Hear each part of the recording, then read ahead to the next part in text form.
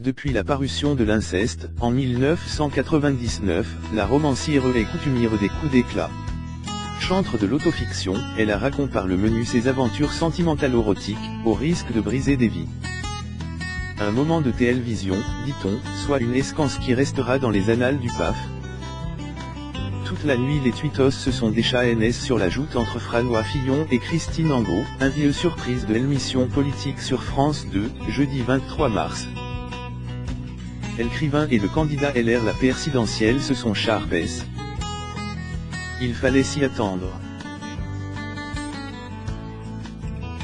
La romancière est incontrôlable, n'achetant pas tutoyer François Hollande, qu'elle ne connaissait pas, pour l'exhorter se représenter la présidentielle. Je vais vous avouer quelque chose. Le 1er décembre, quand j'ai appris que vous aviez renom, je me suis dit, TRS bien, de toute façon on t'avait aucune chance de gagner, c'est TRS bien, libre le terrain. Pardon de vous tutoyer, mais vous savez c'est comme à qu'on parle devant sa télévision, on s'énerve, on tutoie, et on insulte même parfois, CRITL dans une tribune publiée dans le JDD, le 26 février dernier.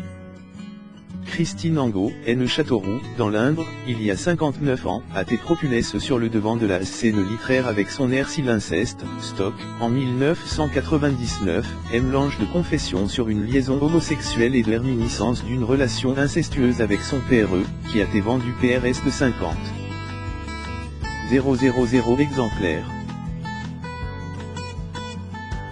Depuis, cette figure de l'autofiction qui se défend de LTR défraie la chronique avec son parler cru, son écriture impudique, ses embroses et ses interventions médiatiques qui, régulièrement, suscitent la controverse.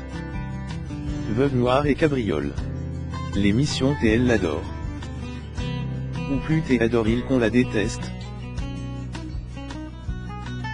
Il faut dire qu'elle est souvent détestable.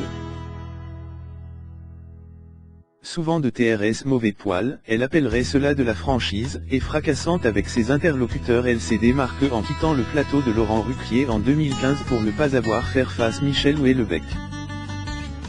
Soumission est un roman, un simple roman, mais c'est un roman qui salit celui qui le lit. Ce n'est pas un tract mais un graffiti, merde celui qui le lira, affirme Angot en parlant du dernier livre du prix Goncourt 2010. Quelques années plus tété, bouillon de culture chez Pivot, elle avait massacré gratuitement Jean-Marie Laclavetine propos de son TRS beau roman, Première ligne. Son ancien amant, Doc Ginkgo, a eu la surprise de découvrir par le DTL, jusqu'au scabreux, ses bas avec elle dans un livre, Le Marche des Amants, en 2008. Le rappeur star des années 90 n'en a pas pris ombrage. De 15 ans son cadet, Bruno Bozir de son vrai nom s'exprime en 2016 sur le sujet, APRS une longue travers du dessert.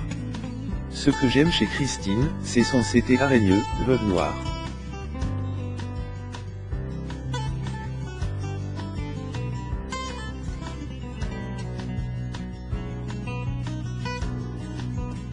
On m'a demandé pourquoi je ne m'aimais pas plein, mais c'est ce que j'aime chez elle. C'est comme à qu'elle nourrit son art, elle mange ses amants, a déclaré le chanteur la journaliste Judith Corbert, du magazine Next, de Libération. Quelques années après avoir couché ses cabrioles sur le papier, la romancière vampirise la vie d'autres personnes pour crier les petits. En 2011, au sont mis en scène une certaine HLE avec ses 5 enfants, Diego, Jeremy, Clara, Maurice, Marie. Christine Angot, elle, n'a qu'une fille, Eleonore, GE de 20 ans au moment où le livre paraît. Elle croque des personnages plus vrais que nature et pour cause, la chaîne de son livre existe, la romancière CNSRE dans sa vie. Les gens qui la connaissent sont effarés de la reconnaître TRE. Quand un Angot nouveau est annon, les critiques se demandent qui sera la prochaine victime, c'est hérité alors Anne Crignon dans l'Obs. Ceux qui la connaissent se méfient. La rencontrer, lui parler, c'est prendre le risque de se retrouver dans ses livres, témoigne un autre critique. Chronique judiciaire. Avec les petits, Angot a dépassé les bornes. En 2013, elle compara les 17e chambre correctionnelle de Paris cause de ce roman pour atteinte l'intimité de la vie privée. La jeune femme du livre a raconté que ce roman avait détruit sa vie et celle de ses enfants.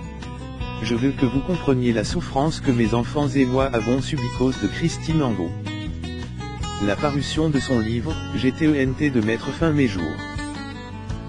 Tout est vrai dans son livre, c'est ma vie. Elle veut ma mort, détruire mes enfants.